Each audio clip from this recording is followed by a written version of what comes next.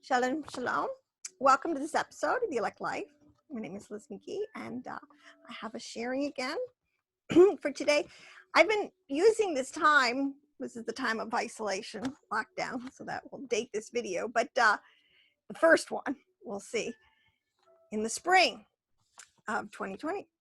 But I have been trying to organize my files. I have massive amounts of folders and files where I have been cut and pasting, clipping as I read broadly through all the prophets, the out of the Torah, the 5 books of Moshe, the prophets, the writings including the broader canon and the New Testament and the writings there. And one thing is I want to try to, so I've gone back to, I'm organizing my folders on the keys of the kingdom. It's a massive,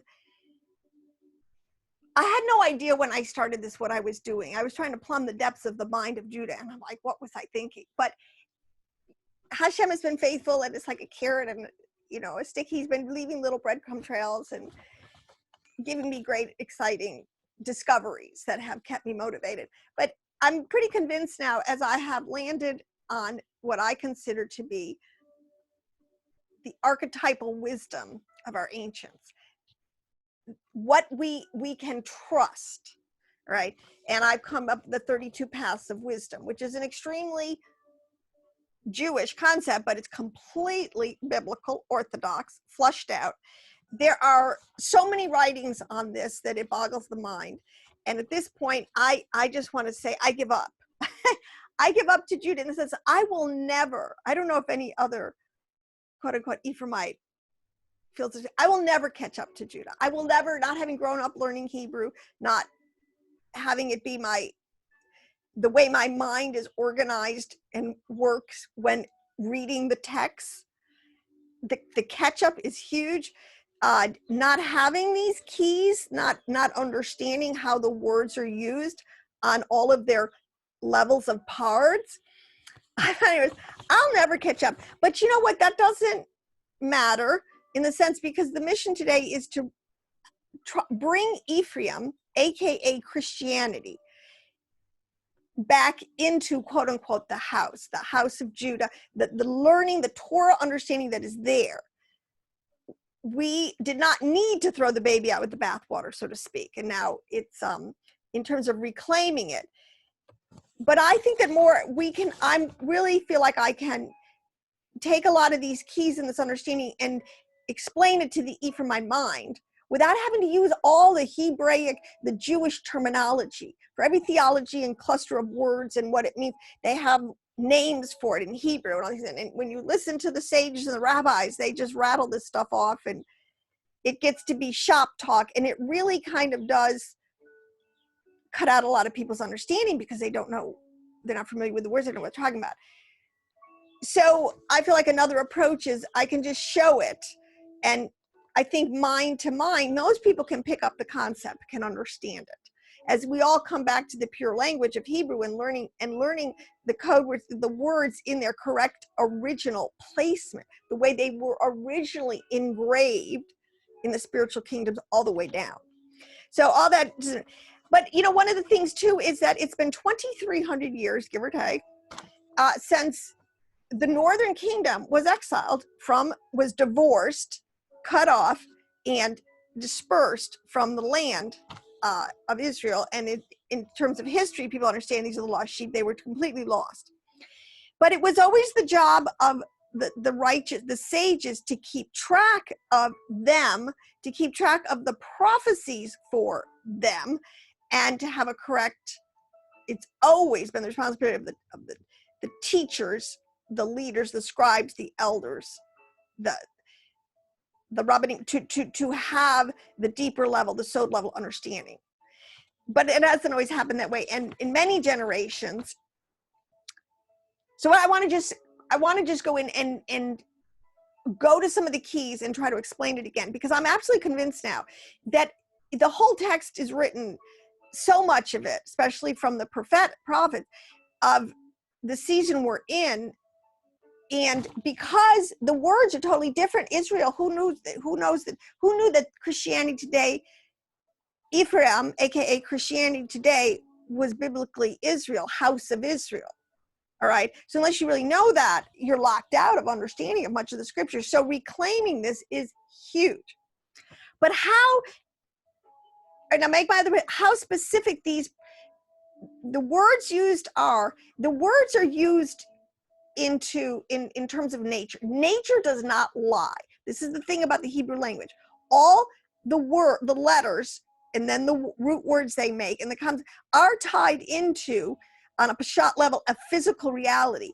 And that's done on purpose. And that's the concreteness of it, meaning you can trust that archetypal image, and that truth, if you stay in that vein, will keep you in the straight and narrow of that understanding of that.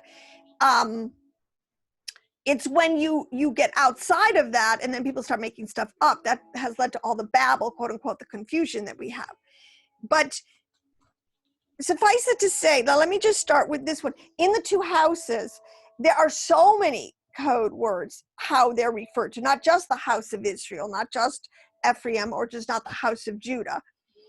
I want to give you one here. So this is, and another thing I have to say, for people who still want to be afraid of the Zohar, or the whole concept of the oral tradition, the keys, the sod level understanding of the keys to the kingdom that was delivered to Moshe, that was delivered to the 70 elders, that has always been kept in the scribal house, generation to generation, as an oral, keyed, encrypted understanding of how to apply these archetypes that we find in nature on all their deeper levels. Hope that makes sense. Okay, so anyways, the turtle dove, let's just take these concepts, because the turtle dove, which is a bird that's used, and the pigeon.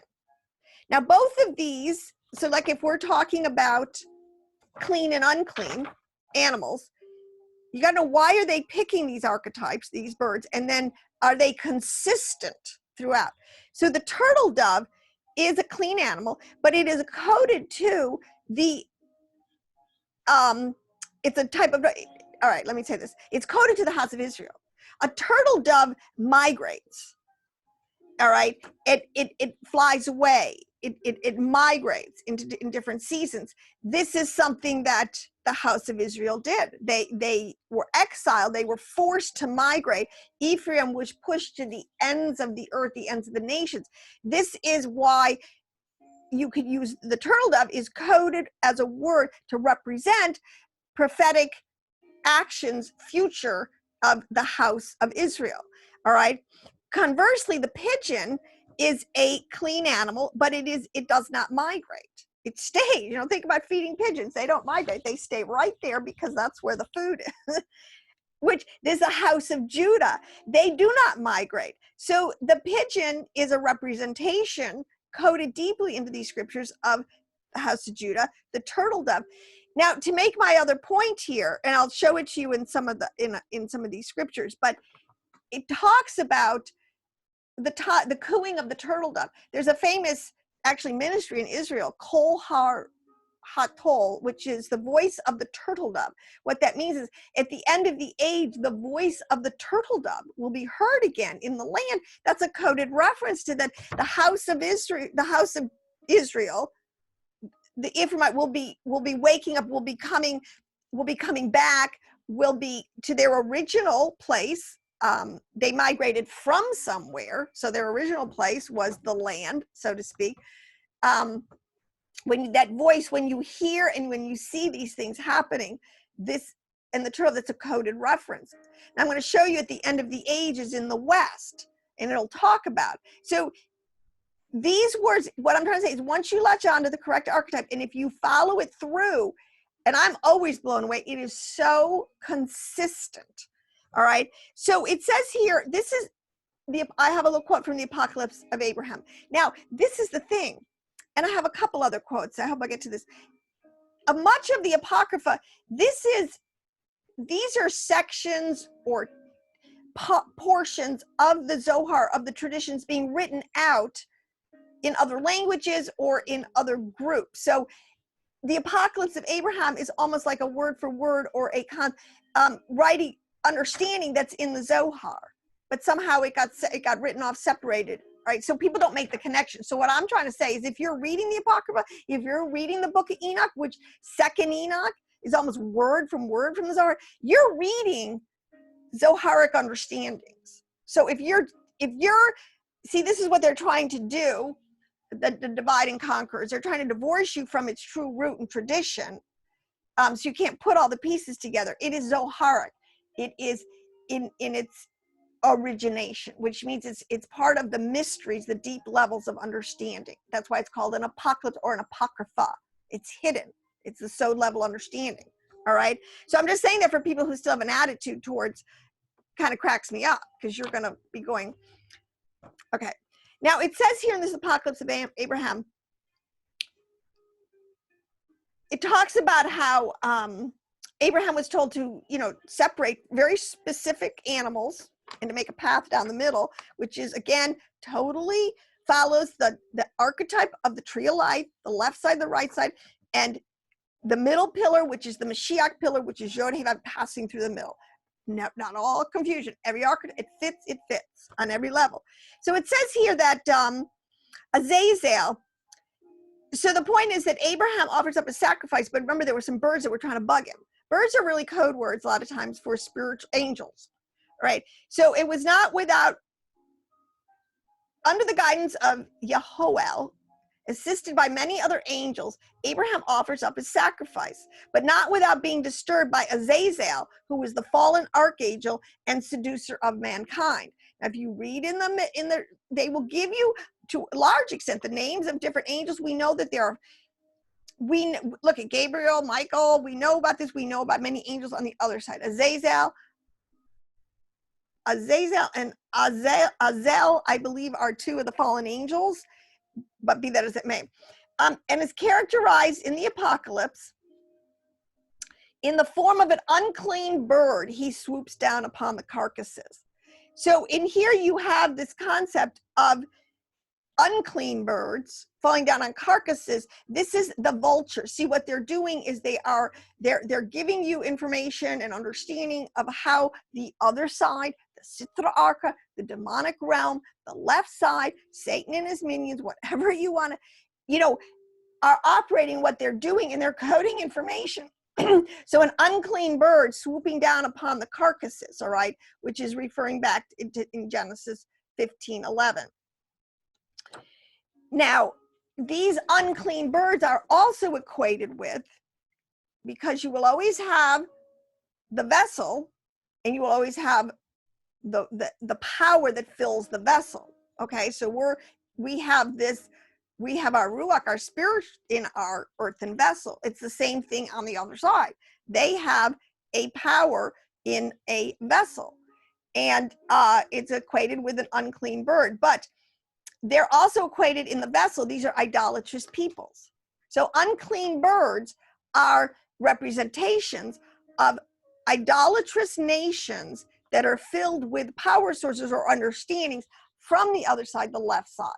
So again, it tracks clean and unclean. But I think that's very interesting. And I didn't have it. I'm not going to do the whole study, but look up the turtle dove, look up the pigeon, look up the context, see if you can glean some of the deeper understandings, how this is the house of Israel and the house of Judah. Okay. Now, another way that they code these things, and so I'm convinced that it's all referring to, again, the condition, the geography, the spiritual state, and the future destinies of these two houses. The whole text is written basically, and again, about the reunification of all Israel, all the holy souls of Adam coming back together in full resurrection power in the end. That's the storyline. That's where we're going. Now, one of the other things that I know, especially in the New Testament, and Paul uses a lot of this language, but most Christians have no clue what it's referencing in its original archetypes in the Old Testament. And so a widow, I want to talk about a widow, one who is widowed versus a woman who is divorced, versus the children of the desolate woman versus the woman who lives with her husband. Okay. So these are archetypes of talking about conditions, spiritual, of the house of Israel and the house of Judah. And let's say the widow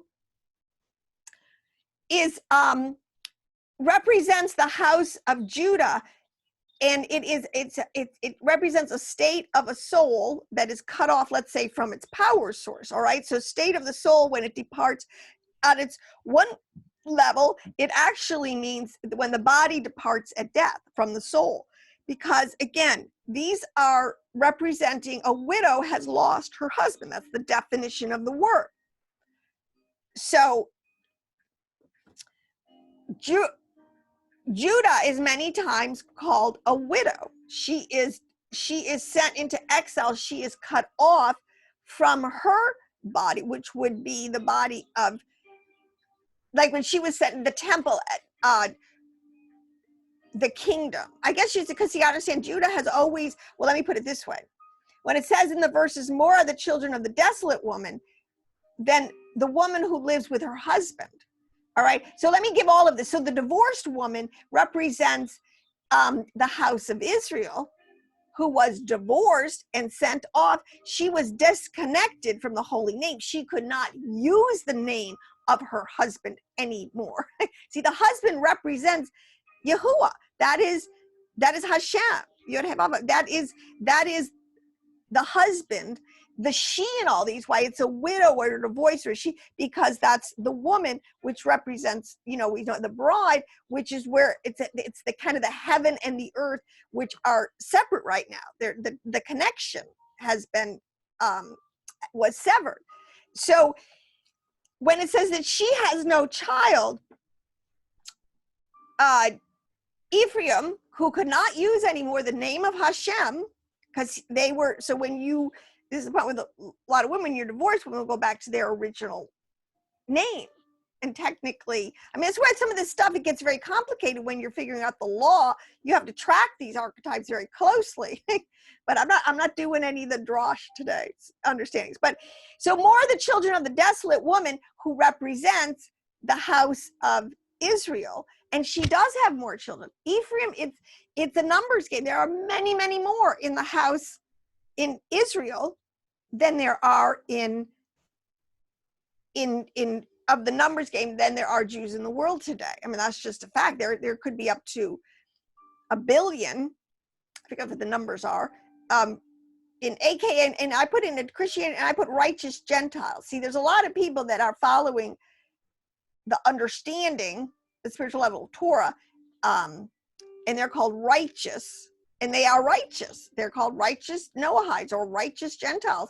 Or so you have, aka the Christians, and you have the righteous Gentiles, which is a huge pocket of people in the earth today. So more of the children, and this is the desolate woman who was divorced and disconnected from the holy name, sent out into the nations, became the nations. There was no way to tell the two apart. They totally lost and were absorbed into this. So then there are more of them than there are the woman who lives with her husband. I say Judah was never divorced. She is still, she can be a widow in the sense when she would be cut off in her exiles from the holy temple, from her, husband, so to speak. And then I said, and these all have even higher level meanings, because again, I said widow can refer to the state where the soul is separated from the body at death. So these are very important things to understand when you're trying to understand, especially the level of the text. Now, there's another little quote I have here from the Clementine homilies. Since I like to read broad, because if it's true prophecy, if you're reading a text and you understand the keys and you understand, then you can get into the mind of the reader and you can see, is he using these archetypes correctly? If he's not using them correctly, then he is not coming from a pure stream. Somehow there's a lot of mixture in what he's saying. So it says, I should start, but consider those who are of a different opinion with respect to the grace of Christ, the Christos, the anointing, which has come upon us. This is now speaking Clementine homilies to returning lost sheep who are Gentiles. So however you say it to a gent, doesn't matter. It's just talking. With respect to the grace of Christ that has come upon us, how oppressed they are to the will of God. They have no regard for love, no care for the widow or the orphan or the oppressed, of the bond or of the free, of the hungry or the thirsty. See, these are all words that are also spinning off of these concepts. All right. Now it talks about what I really think this is speaking to. Again, they had a real problem in the first, in the early ecclesia had a real problem. The Jerusalem in with the Judaizers. There were those still who did not see this unfolding, and let me say that they still wanted to bring every convert totally into the law of Moshe. They would not allow them to be accepted back into the fold until they had fully converted and vetted and done everything required by the Torah of Moshe. But see, this is what the other side would say was, no, they can still come in. Ephraim can still come in. They can have equal status before the Father. They're sons. They're recovenanted. Everything. It's just going to take time to get their mind renewed, to get them back up to the level of understanding of the true Torah sage, and that is true. So there is no regard for the widow or the orphan or the oppressed. These are words. These are, again, different spiritual states that people can that the lost tribes of both houses are in. Because the other thing side of the story, it's interesting how there are so many quote unquote Jews, genetic Jews, who have been absorbed into the Gentiles also because of all the dispersions and the exiles. So it's really an interesting, it's really, when you look at it from the big picture, it's really only been, just like Yeshua said, a small remnant in the house of Judah who has kept the Torah for everyone. But again, Yahweh, who in the dispersions, he has multiplied the seed of both Judah and Ephraim, and multitudes and multitudes and multitudes in the earth, in the valley of decision, because all these people who have lost have got to make a decision and either come back into the house, into the covenant, into the original agreement at Mount Sinai, or whatever. All right, so these words all track. Now, another way in which, I just got a couple of these. I want to talk about this one because, again, I'm really trying to reach out to, especially, even teachers in the house of Ephraim in Christianity.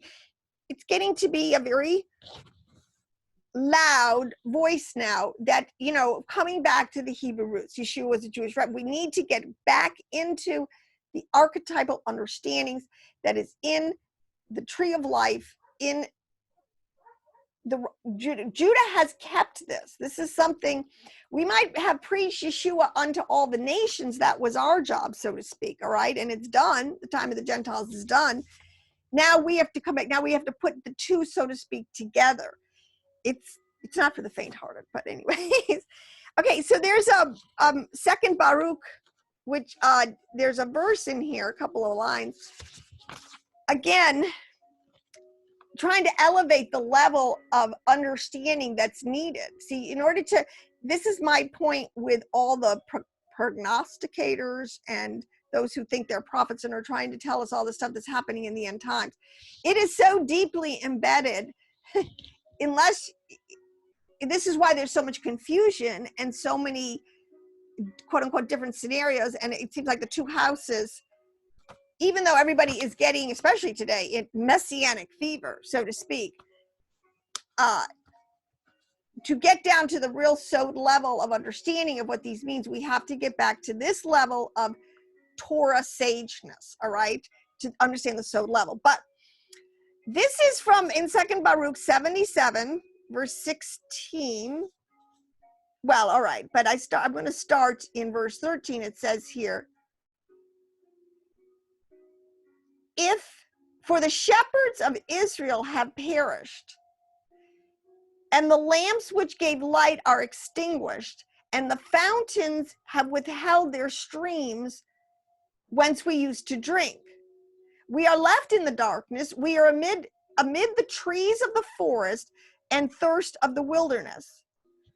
And I answered and said unto them, shepherds, lamps, and fountains come from the law. And though we depart, the law still abides. If therefore you have respect to the law, a lamp will not be wanting, a shepherd will not fail, and a fountain will not dry up. Now, what in the world is this talking about? All right. Well, first of all, the shepherds of Israel. This is talking about the teachers, you know, those who are to lead the flock. They have, all right, so the lamps are extinguished, the fountains have withheld their drink, and these people left in darkness amid trees of the forest. But if you understand, a lamp is another word for a Sadiq, a holy, righteous one, and a teacher in Israel. The holy Ari, they call him. I think he's called the holy lamp. I mean, they're not, see, this is what I mean. They're not making it up. Forgive me if anybody's Jewish out there and I got that wrong. It's either, maybe it's Rabbi Shimon from the Zohar. He's the holy lamp, or Ari is the holy lamp. But the point is, these are some of the greatest Torah sage minds that have ever existed.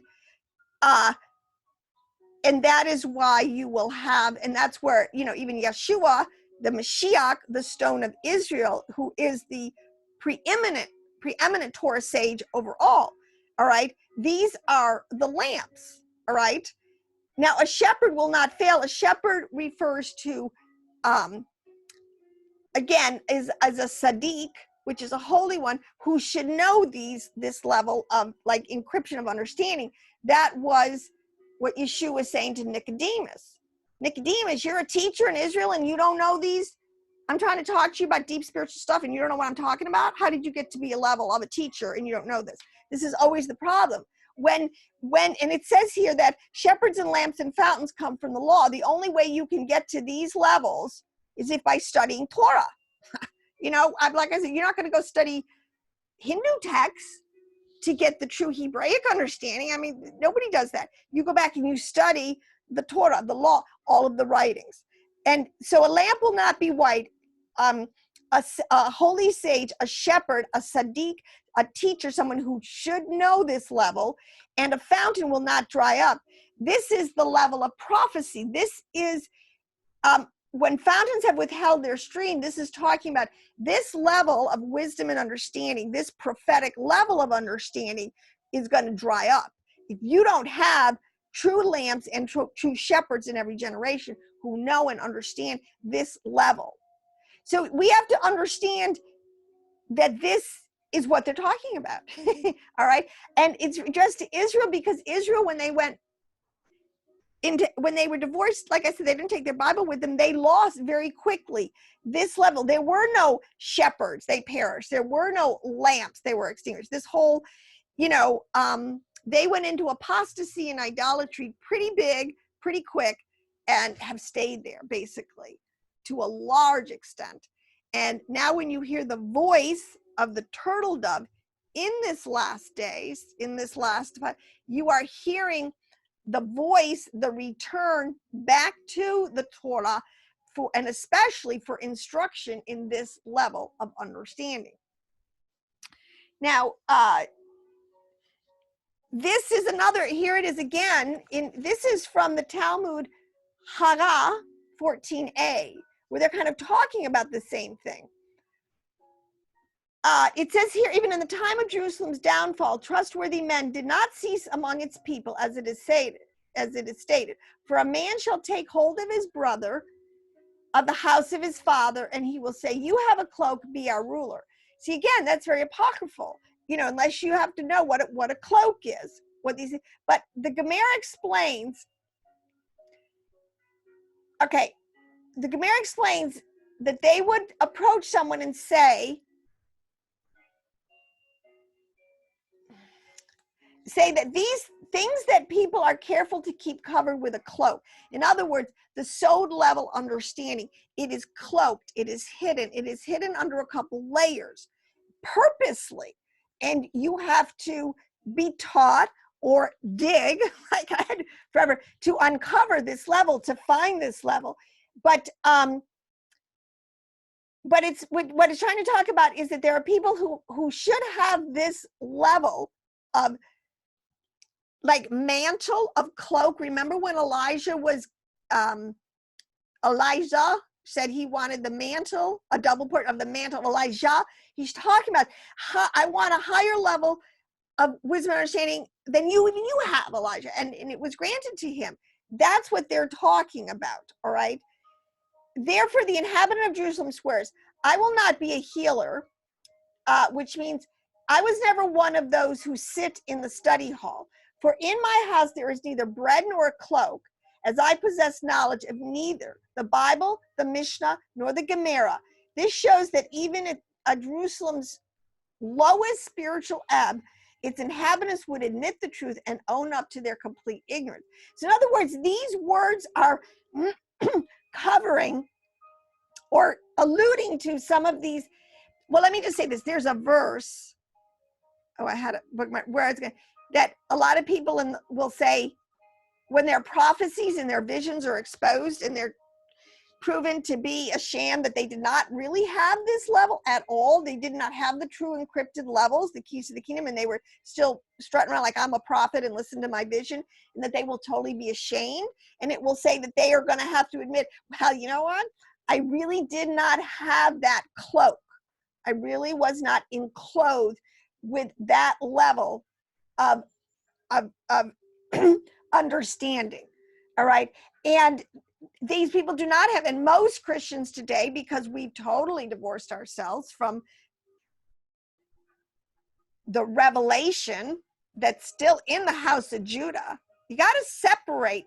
So you got to understand, you got to separate the concept of Mashiach, Messiah ben Joseph, Messiah ben Evan. You just have to, you don't have to pretend it's not there, but you have to separate it when you are critically trying to understand your text, because it's not, it's a huge part of the story, but it's not the whole storyline. You can't throw the baby out with the bathwater. So you need to have a knowledge of the Bible, the Mishnah, the Gemara, the Talmud, because that's where they're carrying forward. And in the Zoharic writings, all of this deep level of understanding. So again, trying to explain, this is how these words are being used. Shepherds are lamps and fountains, I said, come from the law. You need to tap into, said, you know, these streams, a vein. This is what it's called, a vein of understanding, or a fountain of wisdom, or a stream of knowledge. Those words, we have vein, fountain, stream. We're talking about flows. This is like a prophetic stream. This is like a stream of knowledge, of understanding that's spiritually up there. You have to tap into this. You have to mine it. But it's talking about Chokhmah, Bina, and dot knowledge. It's talking about, you know, get wisdom, get understanding, get the deepest, highest level of understanding. Okay, so this is what I'm constantly, I guess, at this harping, but it doesn't matter. Okay, so Levi and Judah, see, another way that these things are coded, these where they talk, especially in the War Scroll, if you read that, in that's so apocryphal, but they have different names for different kind of groups of people. There are the called of Yah, all right? There are called, some that are called the princes of Yah. And then there's that are called the army of Yahweh. Okay, so that's not an accident that you have called princes and army.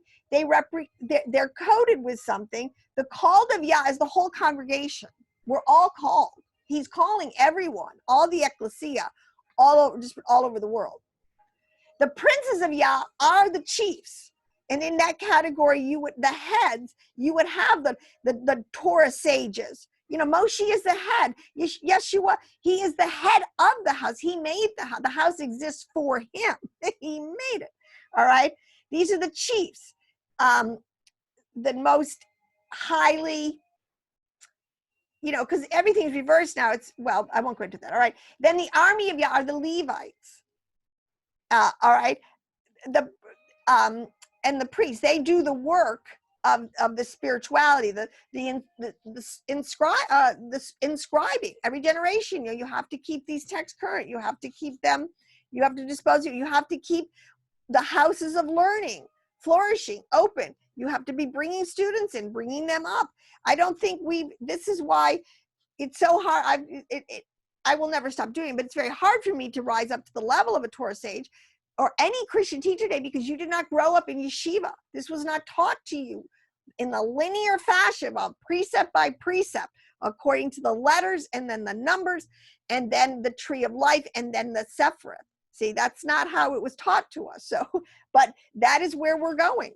So now another, let me get a couple of these other understandings in here. So, you know, I was listening to another rabbi, a Kabbalistic rabbi I have a lot of respect for, and has some great information and understandings, and I glean a lot. But I was really blessed by his understanding, and he's really talking to his own people. He's saying, look at, because again, the lost tribes is a big issue in Judah. How do they explain it? Who are these lost tribes? What are they coming back? I mean, they're as curious and trying to integrate it, make it as anybody else, as we are. But he really explained, as laid it as clear as you can, that the Bekarah, the blessing that's on Ephraim, which is a multiplicity, I've been trying to say, it's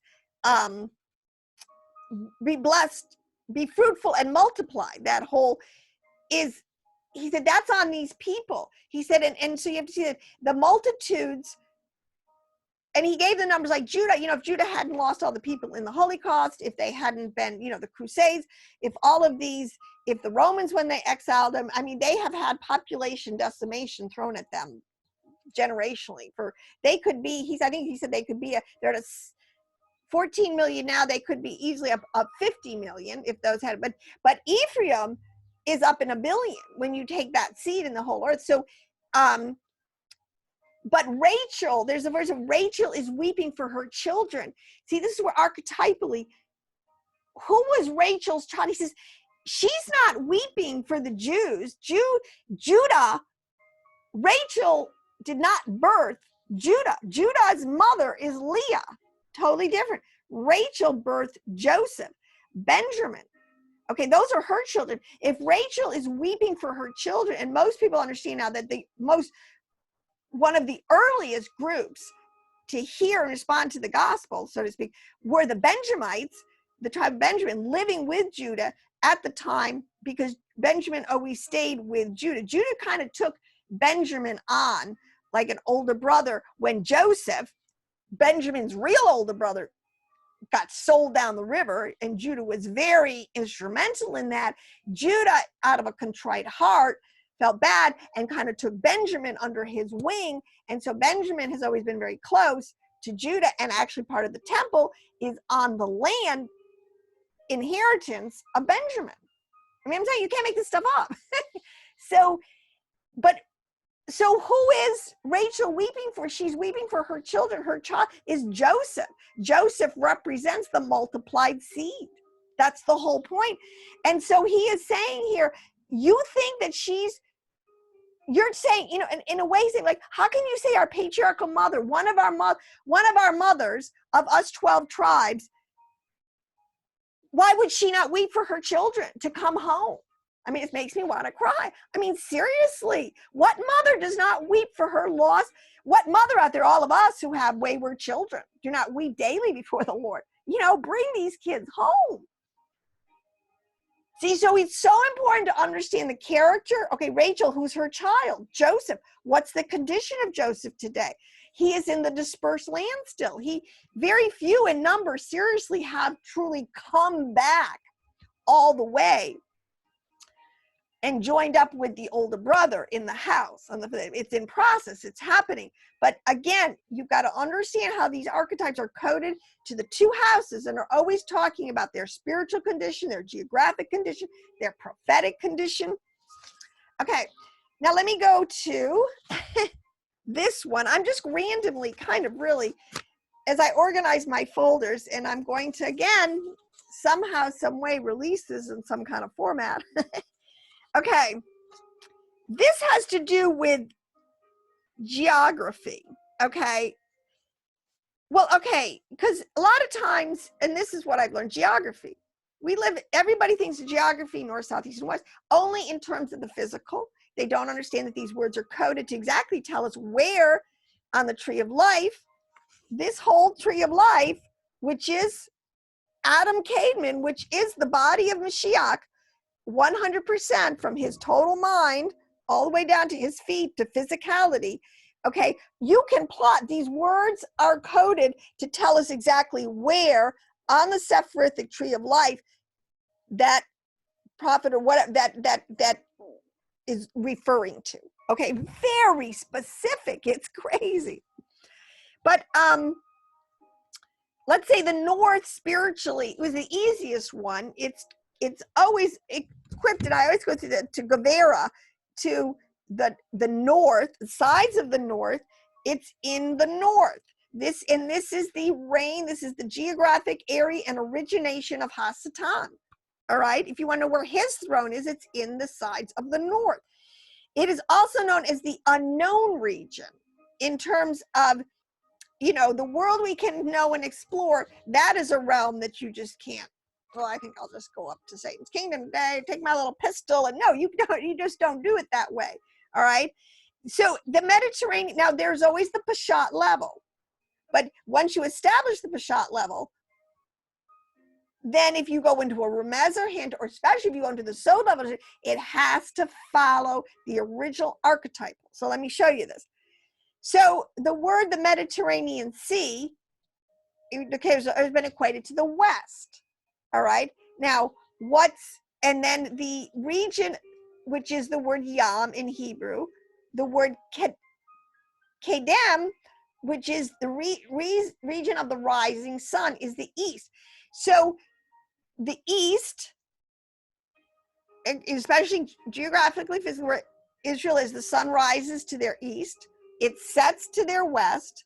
There is a region in the north, very unknown, and actually even at the time, a lot of this, the north, what was going on, even though there was world trade going on, and that's all encrypted and coded in there totally, the lands of the north were very mysterious, very kind of left to themselves, so to speak. They don't really fit into a lot of the the timeline of what we're talking about. There wasn't a lot of interaction with the way north. Okay.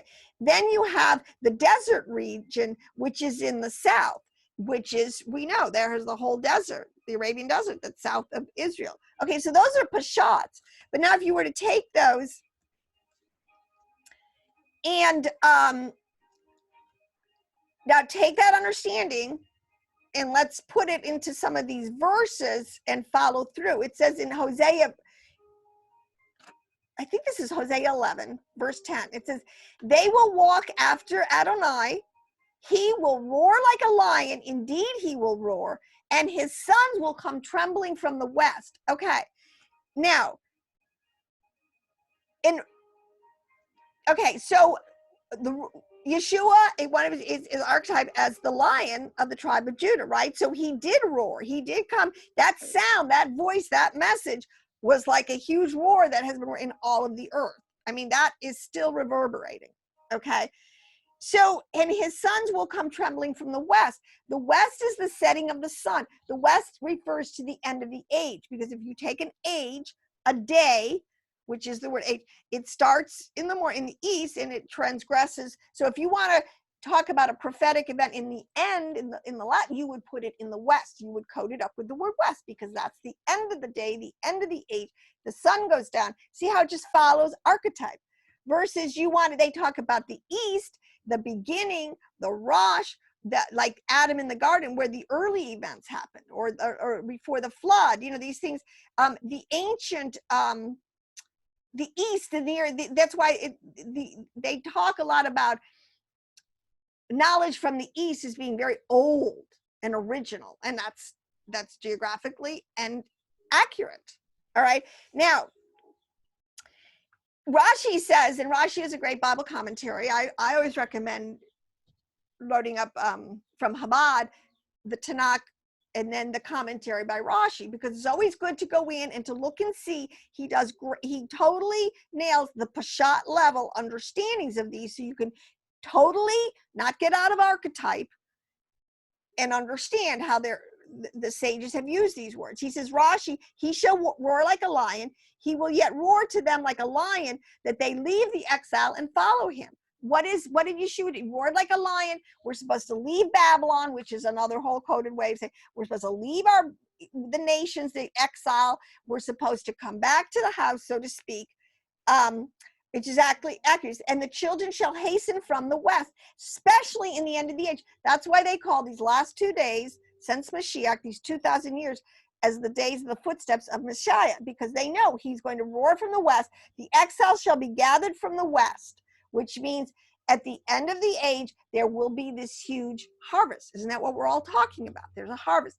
And so when it's talking about coming from the west, you can't necessarily, there will be huge pockets coming. I mean, America, we have huge, between the house of Israel, the house of Judah, and the righteous Gentiles, and we have quite a harvest. I believe we do have a great harvest in our future. But the West is used more at the terms of the ends of the age. At the end of the age, in the West, that's how it's being used, okay? The harvest, it's like he planted the seed in the East. He planted it in the beginning. He's going to harvest this in the West at the end of the age. I mean, it makes perfect sense, all right? Now, here's one in Luke 12:54. And again, this is what Yeshua is saying. Like he said to Nicodemus, he said, look, he was also saying to the crowds, when you see a cloud rising in the west, you can immediately say a shower is coming. And so it turns out. So they knew by keys how to read this nature and to determine its different coded things that of what was coming, even in what I'm trying to say, the weather. Okay. But he says, you hypocrites, you know how to interpret the appearance of the earth and the sky, but you don't know how to interpret the present time. Again, you don't know these keys, so you can't see the prophetic fulfillment going on in your time. You can't teach it, receive it. And actually, like Paul, you're kicking against the pricks. You're kicking against my plan. Okay, so again, once we get up to the level of really recapturing these keys and understanding them in their total biblical context, here's another one. Now, this is Philo, okay? Now, Philo was a great, and I have a lot of respect for Philo. He was a totally initiated, and I believe, believer in Yeshua. He got it. And a lot of his writings have been saved, totally extant saved for us, which is a good thing. So we can understand how these words were used at the time. Okay, so he says in Eden, so why was the Garden of Eden in the east? Because it was in the beginning. He planted it towards the east. So in other words, right, Garden of Eden was planted way in the beginning. So it was planted in the east because we're following in a cycle, a time cycle. This is said in the first place because the motion of the world proceeds from the rising of the sun to the setting. And it first exists in that quarter from which it is moved. Secondly, because that part of the world, which is the region of the east, is called the right side also. And that region, which is in the region of the west, is called the left side of the world. So once you get archetype, like I said, on the tree of life, what he just said was, this is the west. Let me get my fingers. This is the left side. This is the right side. This is Hesed. This is the end. Okay, so the great harvest is coming from, oh my gosh, here, the west, the left side, the end of the age. All right. And the region of that's why I said the region of the west is called the left side. The greatest harvest is going to come at the end of the age. And where's that harvest going to come from? From people who, the left side, and this gets into the people of mixture. All right, this is the people who haven't quite, all those in the valley of indecision haven't quite make up their mind. And just look at, choose you this day. You know, that day, the age for being able to choose is going to end very, very soon. So again, there is absolutely nothing arbitrary about these archetypes. You can trust them, and you can really learn them, and then we can track truth, and we can straighten everything out. Let me see. Now, let me go over here. I did that. I had, okay, now this is where another one. Okay, let me just do two more. Okay, wait, I got a couple more. I don't know how much time I've been going, but from the mountains. Now, the everlasting hills. This is another one. This totally relates to the tree of life in its deep sowed level understanding. The everlasting hills, when it talks about in the Tetragrammaton, Yod He, Vav He, two He's, two feminine markers, if people understand all this. This is the left side is the feminine side, there's two hays, and it totally tells us here that these are related to Bina and Malkut. These are, when you understand this, Bina, who is our heavenly mother, who is wisdom, who is understanding, and Malkut down here, this whole progression, okay, is a progression of the transcendence of Elohim into immanence, into physicality. Okay, but how they code this, the mountains is all of these separate, they're male, all of this separate around which is called Zer and Pin. These are all male. These are the two feminine markers, all right? And again, there's a reason, it's not arbitrary, and it follows. So the mountains is Zer and Pin, the feminine markers, Bina and Malkut. Those are the everlasting hills, the two hills. But there's plural mountains, all right? So, and each of them is a world. You know how they say in Baruch, oh my gosh, Baruch Shem, Kavod Malkutot, Leolam Va'ed, in this world and in the world to come. The world to come is coded related to Bina, our heavenly mother.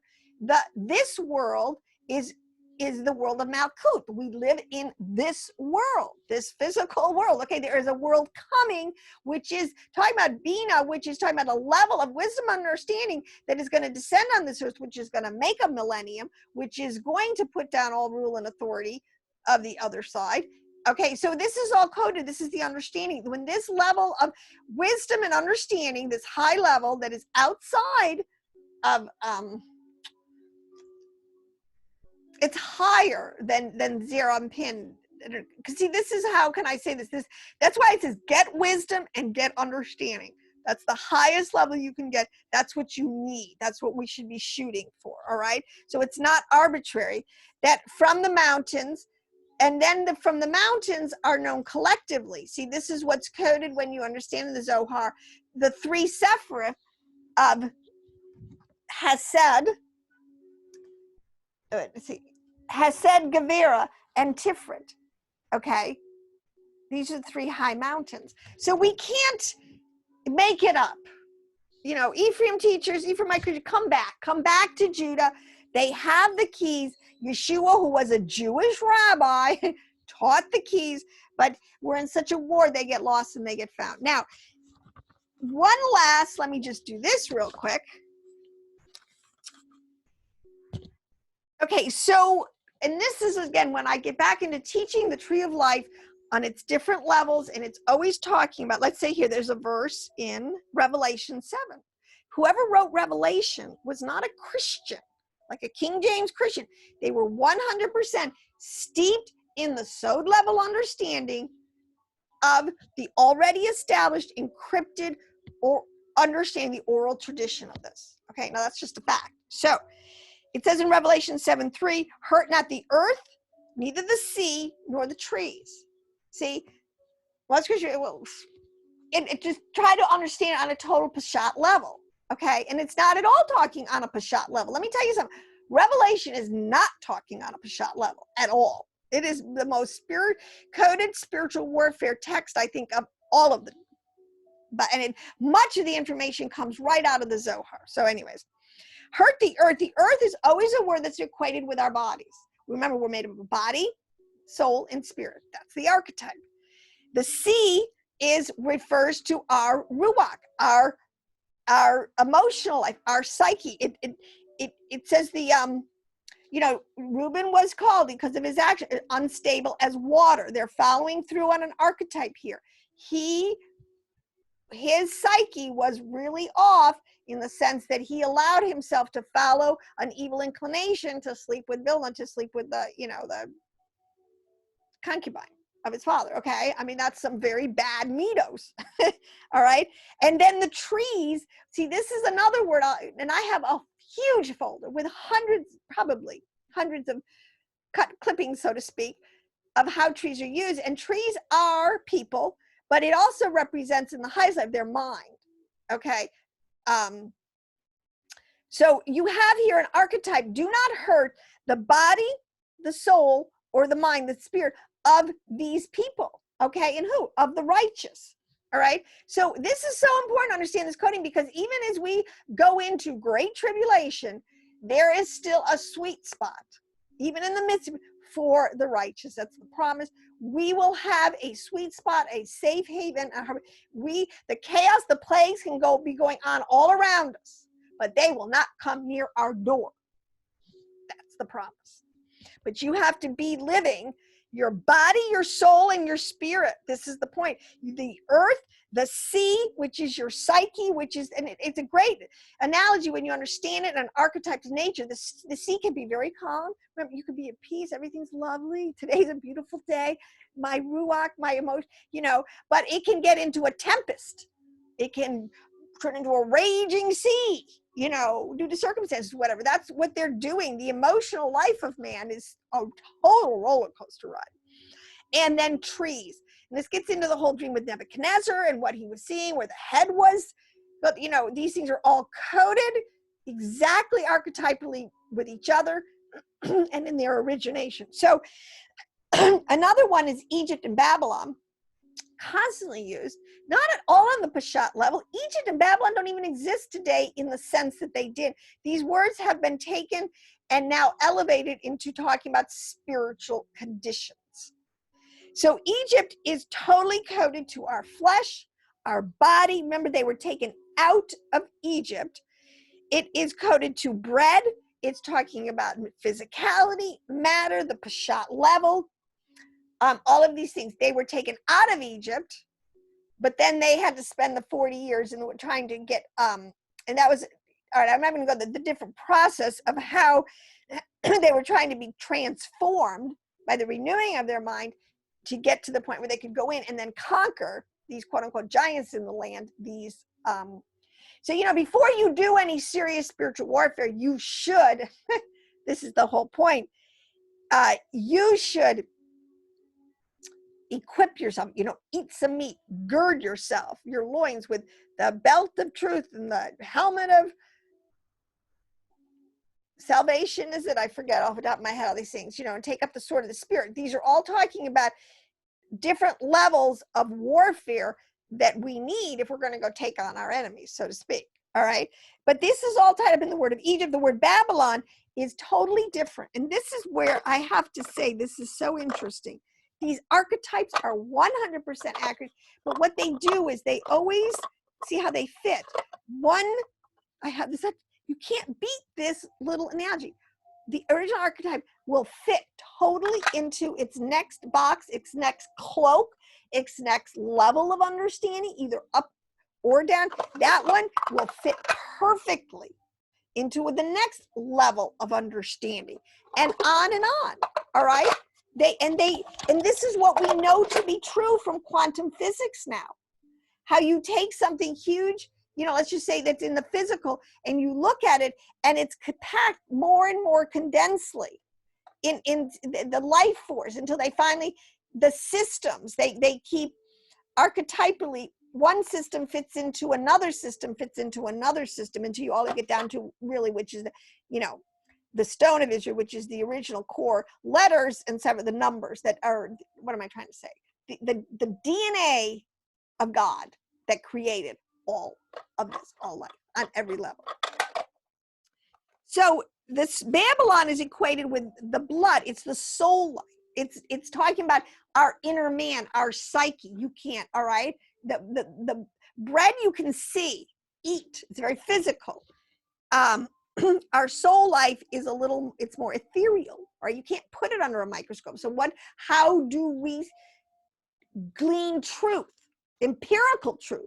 You do it by embedding it in its physical archetype, and every analogy fits that. So you never lose, all right? You never kind of untether it in an idea or just goes off and gets grabbed and attached by the other side. That's an idol too. There's another whole, but I can't go into that. Anyways, so the wine, blood, soul, wine, heaven, those are all words that are coded to talk about our whole inner man, our soul, and our spirit. All right.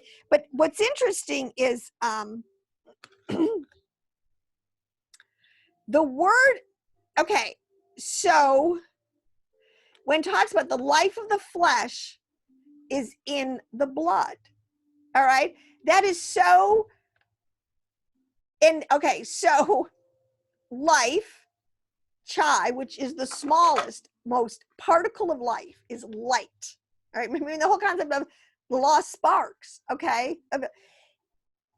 Yahweh is, you know, he said, let there be light. Light is the most primordial, fundamental essence that's in everything, all right? But then it's next level. So life is in the blood, which I said it's in our soul spirit area, all right? So at first it's there. Then it comes down into our bone. Then they're told bone of my bones. In other words, where does blood get housed? It's housed in our bone, all right, in the bone marrow. So in other words, which is in, and it's on our bone marrow that according to, this is where our nephesh soul lives. So in other words, the light, which is our true spiritual essence, the real, is clothed in the blood, which they know, you know, this is the whole point. I think that Adam was, we're people of light. See, and eventually we will shine again. Our light will, our physical body, our skin will no longer hide the light, literally, that is in us, all right? And literally in physics, well, anyways. Okay, and then that blood is housed in the bone marrow, in the physicality.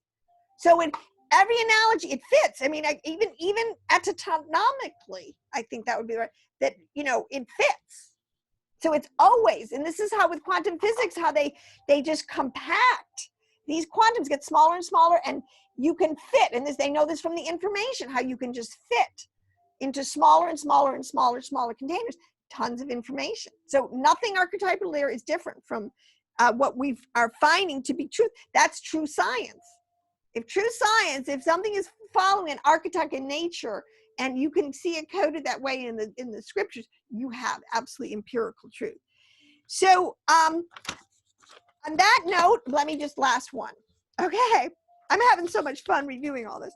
All right, but I wanted to just say, remember how I said this apocalypse of Abraham? This is Zoharic writings, Second Enoch. So much of this pseudographia and this apocalypse that people are reading today is actually just Zoharic understanding. So why are you fighting against the Zohar? Because you're going to end up being one of these prophets that's going to have to say in the end time, little day, I didn't really know. I was untethered from my source. Anyways, but this is from the Apocalypse of John. So many of the New Testament apocryphas that are just totally, again, totally written in keys, and people read and go like, what? You know, we might as well throw that out because we have no clue what they're talking about. Well, you could figure it out because these are Jews who wrote this. All right, so this is where it says here in this particular apocalypse, which is where they're talking about these archetypes that are already established. And it talks about, John, it is needful that one should hear these things from me, for I have need of one that will hear. In other words, so it's, and one of the things I have to tell you, the tradition, and it would be much better for us, that's why you would go back to yeshiva, is you study teacher to disciple. It's very important to, and this is why Judah has been, to a large extent, hugely more successful than Ephraim ever was, of retaining truth, quote unquote, in the house, is because they had such strict rules of transmission, and they had such a strict level of learning precept by precept. You would learn Torah first, you know, then you work your way up the ladder. But if you were John and you're trying to teach new converts who have been lost from this tradition for up to, could be hundreds of years, today it's been 2,300 years, 2,300 years since the Northern Kingdom was expelled, and since to a large extent they did lose their lamps, their sages, this whole, they were untethered from this whole level of understanding. But John is trying to tell people some of these codes, all right? And he says, this cross of light is sometimes called, let me get a word, by me for your, sometimes called mind, All right. Remember I told you mind, we're body, soul, and spirit level to the mind, our highest rational, empirical truth of Elohim that can be revealed to our mind. All right. That's where the law is. The law does not change. All right. So you have the mind. It's sometimes called Yeshua. He was Yeshua. He was, the word was made flesh. Sometimes Christ, which is Christos. People have to understand these words. It's a level of anointing. It specifically refers to that high level of Chokmah and Bina, wisdom and understanding, where this higher level understanding is kept. It's sometimes door. Is not Yeshua, as he called it. He's the door. And this is the problem. Most Christians now, and I understand this, it was told me early on in my journey that, oh, most Christians they just hang out at the door. They get in the door and then they just stay there. It's like going into the temple and just going in and not, well, I'm not even gonna go there, but then there's all these rooms. He said, in my father's house are many mansions. Mansions are palaces. These are talking about different Sephirithic levels of wisdom and understanding. All right, there's many rooms. Have at it. He's prepared a great feast, a banqueting feast. All right, sometimes doors, sometimes the way. You know, they were followers of that way, the Nazarenes. They were following a certain mental understanding that, yes, Yeshua was the Messiah ben Joseph, all right, who had come, Rachel weeping for her children, who had come for the children of Joseph. Sometimes life. Yes, he's Che. Hey, he is life, L'chaim. All right. Sometimes truth, emet, truth, and I'm talking empirical truth. Now, the thing that's going to be so exciting is we can start teaching this stuff to the empirically. I mean, all the naysayers, everybody. It's going to do quite a thorough winnowing work. Okay, sometimes Son, sometimes Father, sometimes resurrection, sometimes Spirit, sometimes life, sometimes truth, sometimes faith, sometimes grace. See, this is something these are all coded, Old Testament, already established, coded ways of referring to different levels of understanding, or like about the Mashiach, or you know, sometimes Father. And I was last week, I think it was the word Ab. The first word in, like if you do Strong's Concordance, that is number one is Ab, is Father. That's not an accident. And it's made up of the two letters Aleph and Bet, the alphabet. The Father, these words, it contains everything. Alphabet, that's everything. All right, so the Father, all of his genitive, you know, they were made in the image and likeness. All the genitive, that's the right word. He totally replicated himself, and he continues to replicate himself. But anyway, so that, let's see if that was the last one. All right, so just that, some of these words now,